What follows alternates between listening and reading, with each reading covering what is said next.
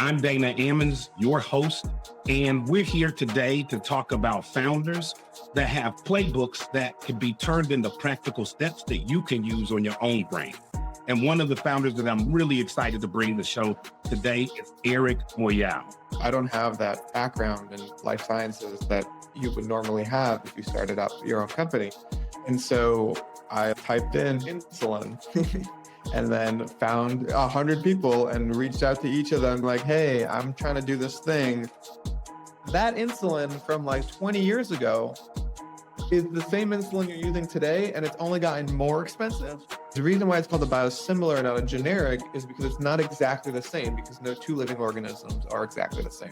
So you have to go from a small pipette all the way to 250 liters to 3,000 liters to 10,000 liters, right? These are massive scaling operations that have to be done. 1.3 million Americans who don't take as much insulin as they're supposed to leads to an enormous amount of complications, diabetes-related complications, amputation, glaucoma, heart issues, cardiac issues, so many different complications. 1 in 4 healthcare dollars is spent on diabetes in the United States, and a lot of that is complications.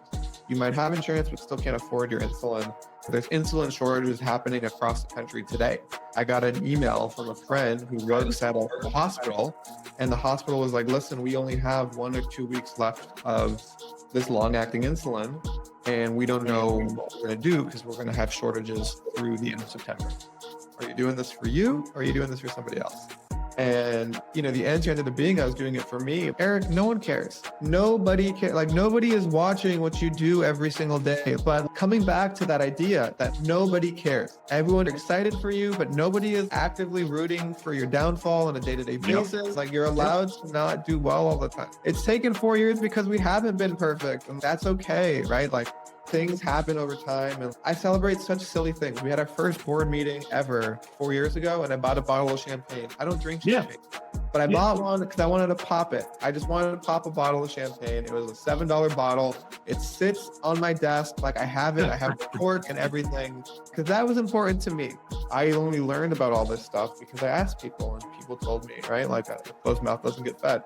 If I don't know something, I go to LinkedIn and I'm like, hey, can you help me?